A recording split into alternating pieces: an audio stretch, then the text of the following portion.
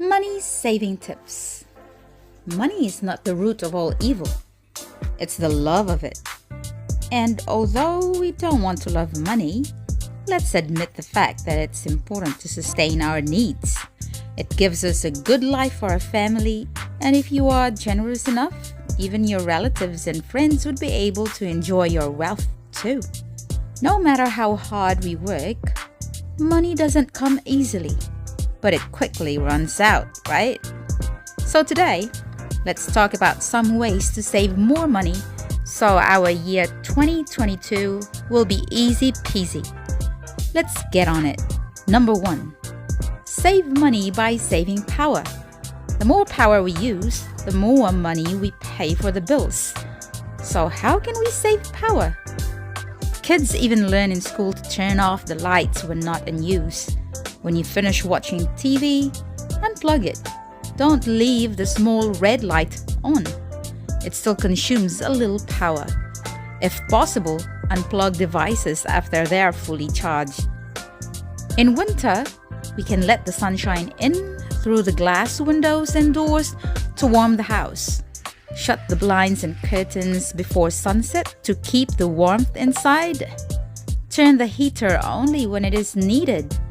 We normally gather around in the lounge and keep the heater on, ensuring all doors are shut so the cold air can't come in. Even the hallway door is shut so our lounge doesn't take time to warm up. Just before bedtime, we turn on the heat transfer so the warm air may transfer to the bedrooms. Then we turn the heater off for the whole night. If you leave it on overnight, be ready to pay a lot, maybe around $500 or more just for the power. In summer, we seldom use the air conditioner. We just open the windows and doors to let the cool breeze in. But flies are really annoying. So we plant in the garden so we are enticed to go outside if it's too hot. Of course, in the shady part. You may also install screen doors or windows to keep the bugs away. But the best thing that helped us save a lot is when we had the installation of a series gas continuous flow and the hot water cylinder was taken out. We also started using gas for our cooking. It helps a lot too. From $160, the maximum bill we had in winter time last year, 2021, was only $80 with nightly use of a heater, heat transfer, and towel rail heaters. Recently, we moved to Contact Energy from Nova because they offer free power from 9 p.m. to 12 midnight. This is perfect for us because we go to bed late anyway, so I do my laundry and dry it straight away. Our bill this December is only $53.69. See for yourself if this is something that will suit you. Now let's move to money saving tip number 2. Save money by saving water. Unless you live in places where water is free, you would care less. Like Taupo, where we used to live in, the water was free and unlimited. But in Auckland, you've got to pay every single drop. In 2020, there was a water restriction and they have just lifted it up last year, 2021. But they've increased the charge after that. So if you do not know how to save water, you'll be spending more money to pay your water bill. In our case, since we have a big garden, we set up a few rainwater collection systems around the house, and we plan to add more. And maybe we can try to use the rainwater for household use too. Well, other than washing the car and outdoor furniture, especially in the rainy season when rain is abundant. I've also tried to avoid washing in running water too. By the way, you and your kids should know by now that you'll have to turn off the tap when not in use, especially while brushing your teeth, right? And if you can refrain from taking a bath, instead, just take a quick shower. That would be great. Okay, So here's number 3. Save money by saving time.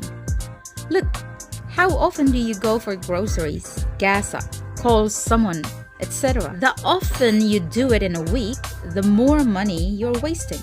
You have probably heard the saying, buy in bulk and save a lot. Because every time you go to the shop or go somewhere, the more gas you use to travel. Of course, if you hire a taxi or catch a bus, it's even more costly. In our case, we try to do our shopping once a week with a list of things to buy so we can save time wandering around the grocery store. The time wasted in going back and forth could have been spent on something even more worthwhile, like cooking, gardening, meditating, and offering services to others that can give you pay. Number 4. Save money by saving effort. Develop an organizational skill like having a place for everything and everything in its place to save you time and effort looking for things you need when you need them. Invest in technology like quality laptop, phone, vacuum, dryer, applications, etc.